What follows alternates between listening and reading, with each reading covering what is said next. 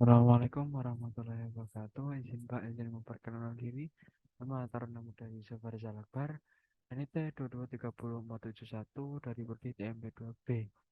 Di sini saya akan sedikit menjelaskan tentang mata kuliah teknik pengaturan dengan dosen pengampu yaitu Bapak Fadil Razak.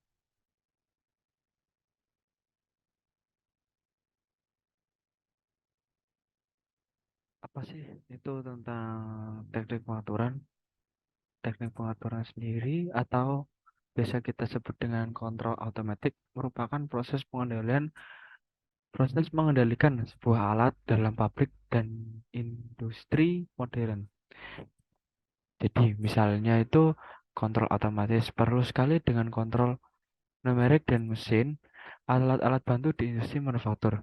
Juga perlu sekali dalam proses industri seperti pengontrolan tekanan, suhu, kelembapan, dan visikotas dan arus dalam industri proses. Dalam teknik pengaturan sendiri itu terdapat kemajuan dalam segi teori dan praktek kontrol otomatik, memberikan kemudahan dalam mendapatkan informasi dari sistem dinamik, mempertinggi kualitas dan menurunkan biaya reproduksi, mempertinggi laju produksi, menyediakan pekerjaan-pekerjaan rutin dan membosankan yang harus dilakukan oleh manusia. Pengertian kontrol otomatik berhubungan dengan cara-cara mengontrol nilai suatu parameter dari suatu sistem fisik atau kimia yang otomatis.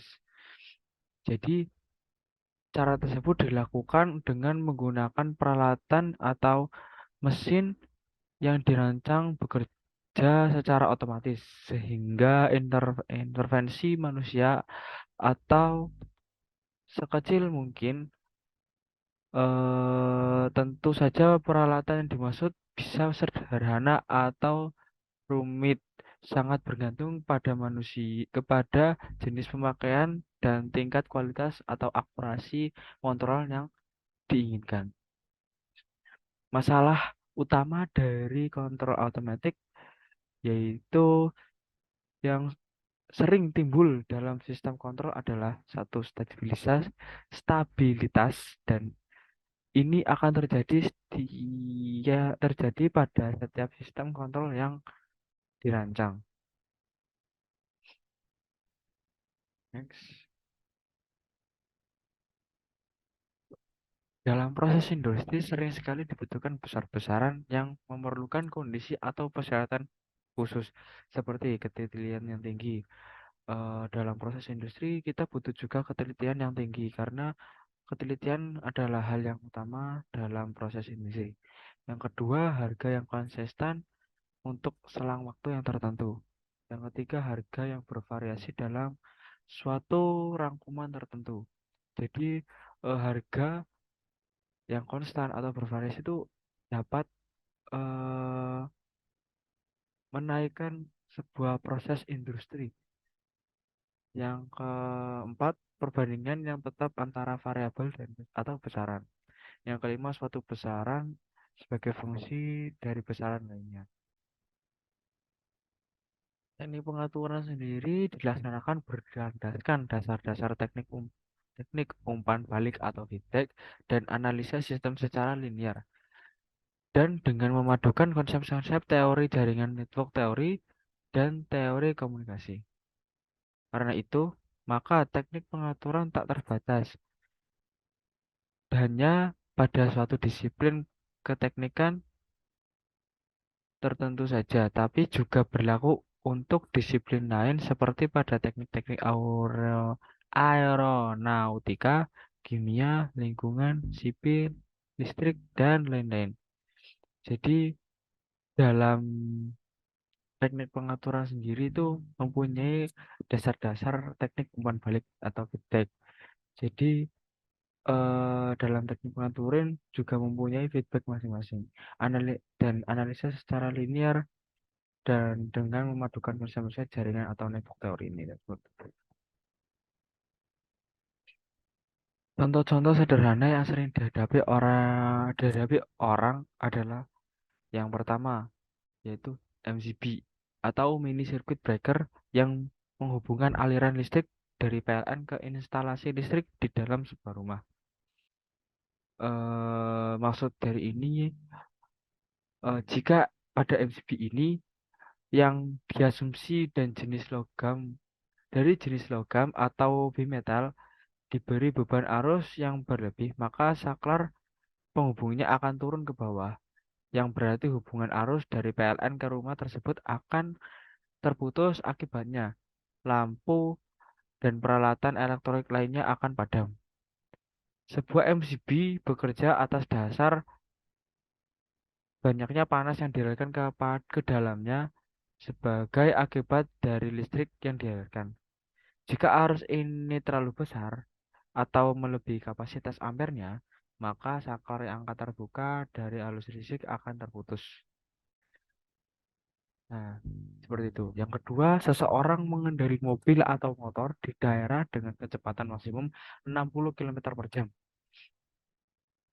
Jadi, eh, pada sebuah kendaraan, maka alat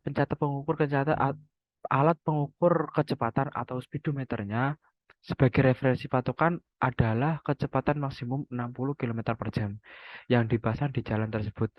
Sebagai pembanding adalah pengendara itu sendiri.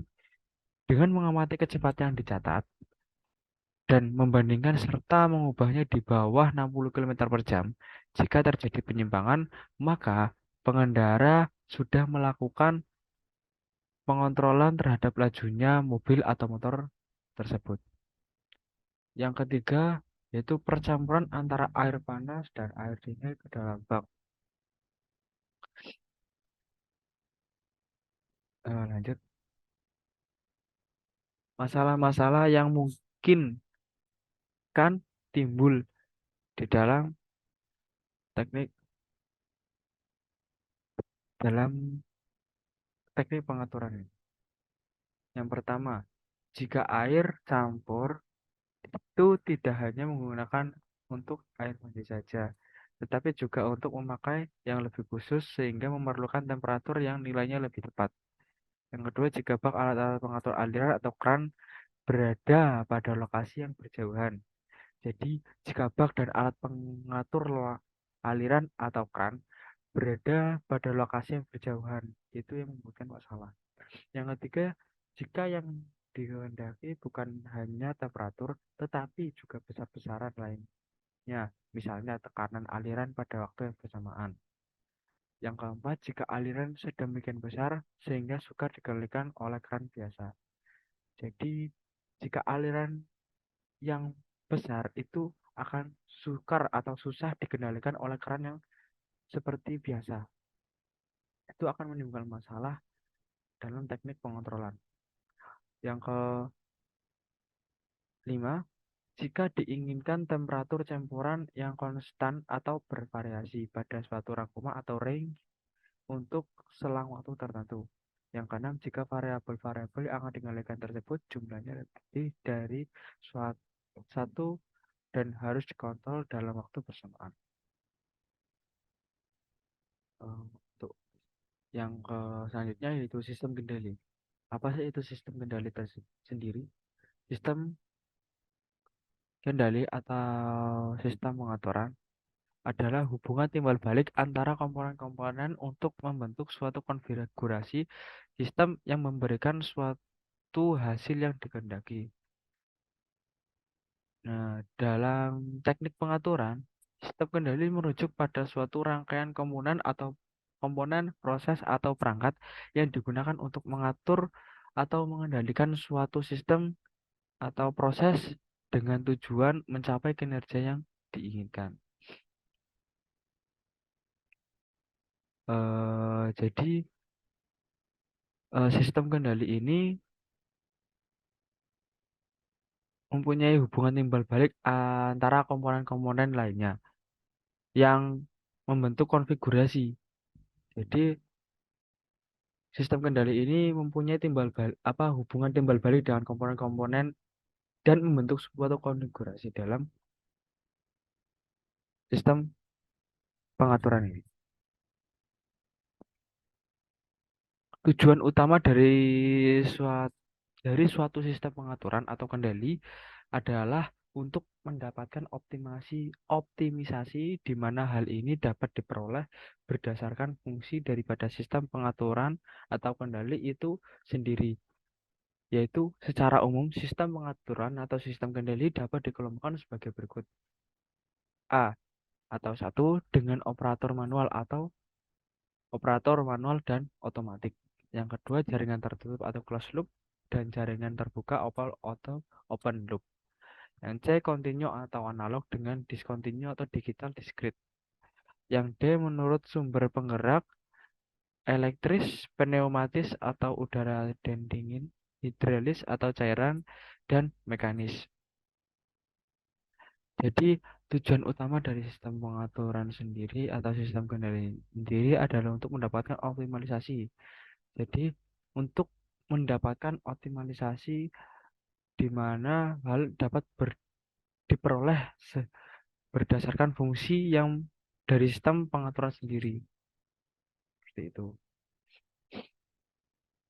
Contoh ilustrasi sistem kendali, yaitu termostat pada pemanas ruangan yang terdiri dari sensor suhu, sensor suhu, pengatur suhu, controller, relay atau katup, pemanas, dan indikator.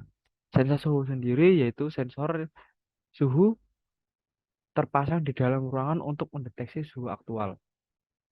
Yang kedua, pengatur suhu. Pengatur suhu adalah bagian yang bisa diatur oleh pengguna. Jadi, untuk pengatur suhu ini dapat digunakan untuk mengatur suhu yang berada di dalam ruangan di dalam ruangan dan bisa diatur oleh para pengguna. Jadi, pengguna itu dapat menentukan sesuai dengan mereka yang inginkan.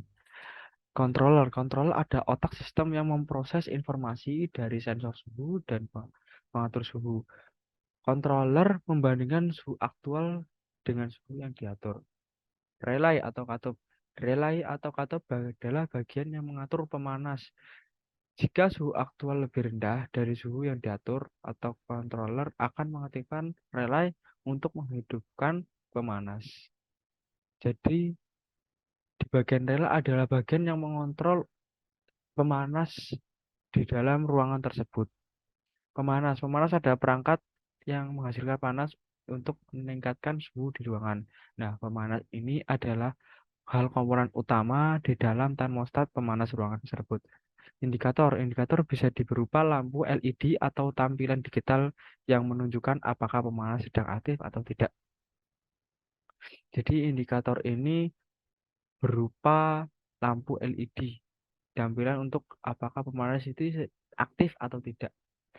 Jadi sistem kendali mengatur pemanasan ruangan untuk menjaga suhu ruangan sesuai dengan preferensi pengguna. Jadi eh, pemanas ruangan ini untuk menjaga suhu di dalam ruangan agar tidak terlalu panas. Sistem ini bekerja secara otomatis berdasarkan perbandingan antara suhu aktual dan suhu yang diatur. Nah, selanjutnya contoh penemu dalam bidang teknik pengaturan. Apa sih? Siapa sih penemu-penemu di dalam teknik pengaturan tersebut? Mari kita bahas. Yang pertama adalah James Watt. James Watt adalah seorang penemu dan insinyur mesin asal Skotlandia yang terkenal karena meningkatnya dalam teknologi mesin uap. James Watt sendiri terlahir di Genrock pada 18 Januari 1736. Ayahnya adalah seorang pembuat kapal makmur.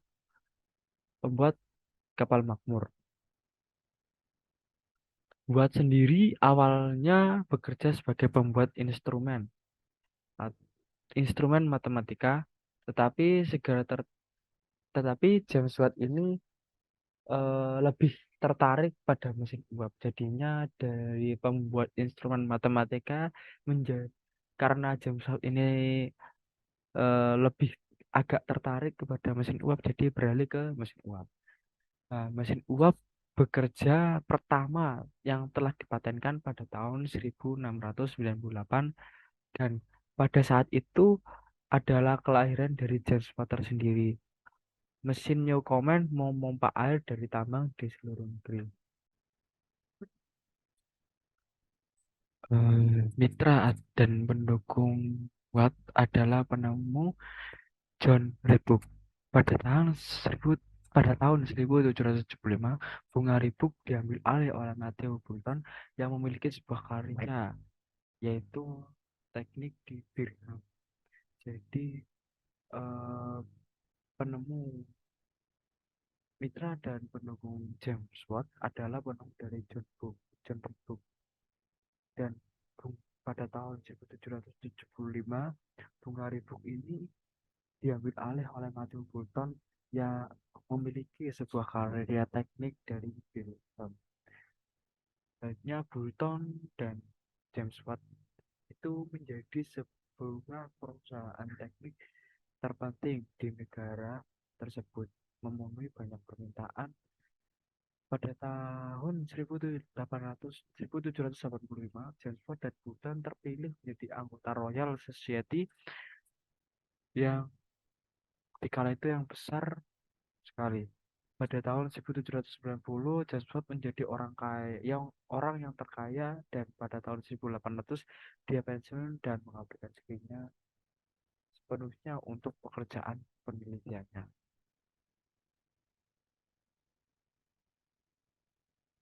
Sekian dan terima kasih. Mohon maaf jika ada kesalahan. Terima kasih. Wassalamualaikum warahmatullahi wabarakatuh.